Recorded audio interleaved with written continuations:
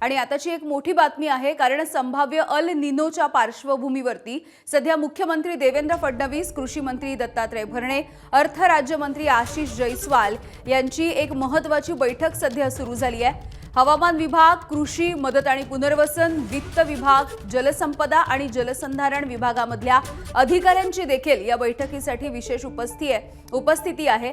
हवामान खात्याने देखील वेगवेगळ्या पद्धतीचे अंदाज नोंदवलेले आहेत। अल निनोचा ऑगस्ट आणि सप्टेंबर महिन्यामध्ये सर्वाधिक परिणाम जाणवेल असंही हवामान विभागाने म्हटलंय आणि याचाच परिणाम म्हणून सरासरीपेक्षा कमी पाऊस यंदाच्या जो पावसाळ्याचा ऋतू आहे यामध्ये बरसण्याची शक्यता वर्तवली जाते आहे। या सगळ्या घडामोडींच्या पार्श्वभूमीवरती पाणी जपून वापरावं यासाठी, पाणी वाचवण्यासाठी आणि इतर अनुषंगिक बाबींसाठी प्रत्येक जिल्ह्यामध्ये आता टीमही तयार केल्या जाणार आहेत आणि या सगळ्या पार्श्वभूमीवरती ही महत्त्वाची बैठक सुरू आहे। मुख्यमंत्री देवेंद्र फडणवीस यांच्या प्रशासनाला देखील सूचना झालेल्या आहेत। अभिषेक मुठाळ आमचे प्रतिनिधी आपल्याला या बैठकीविषयी अपडेट्स देत आहेत। अभिषेक, बैठकीसाठी आता वेगवेगळे जे विभाग आहेत त्यांचे अधिकारी आहेत, काही मंत्री देखील आहेत आणि एकूणच अल निनोचा प्रभाव, पाण्याचं जे जलसंकट उद्भवू शकतं किंवा मग कृषी माल, या सगळ्याच संदर्भामध्ये सध्या विचारविनिमय सुरू आहे।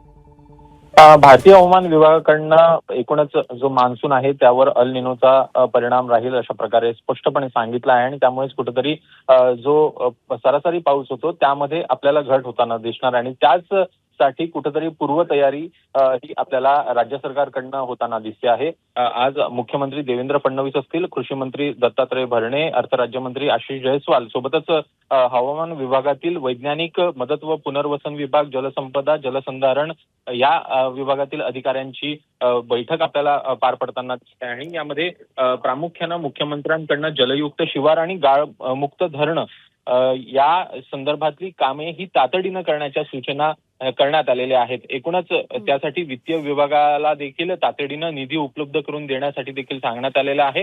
प्रामुख्यानं दुरुस्ती आणि पुनरुज्जीवन ही कामं जी आहेत ती प्राधान्याने करण्यासाठी मुख्यमंत्र्यांनी निर्देश दिलेले आहेत। एकूणच 2015ची जर का परिस्थिती पाहायची तर तिथून राज्य सरकारनं बराच धडा आपल्याला घेतल्याचं दिसतं आहे। एकूण त्यावेळी देखील आपण पाहायचं तर मोठ्या प्रमाणात दुष्काळ असेल त्याचा सामना करावा लागलेला होता आणि त्यावेळी कमी पावसात सुद्धा सिंचन देण्याचं हे साधनं जी आहेत ती उपलब्ध करण्यासाठी राज्य सरकारकडनं प्रयत्न केलेले होते आणि त्यामुळेच त्या दृष्टीनं देखील पावलं टाकण्याच्या सूचना ह्या मुख्यमंत्र्यांकडनं देण्यात आलेल्या आहेत। एकूणच पाऊस कमी असल्यानं पुढच्या जो उन्हाळा आहे त्याचा सुद्धा आतापासून विचार हा राज्य सरकार करत आहे आणि त्यामुळे चारा टंचाई कुठे होणार नाही याची देखील खबरदारी घेण्याच्या सूचना ह्या आतापासूनच देण्यात आलेल्या आहेत आणि त्यामुळेच कुठेतरी पाणी जपून वापरण्याचे निर्देश देखील प्रत्येक जिल्ह्यामध्ये टीम तयार करत एकूणच या संदर्भात कशा पद्धतीनं नियोजन करायचं हे देखील मुख्यमंत्र्यांकडनं स्पष्टपणे प्रशासनाला निर्देश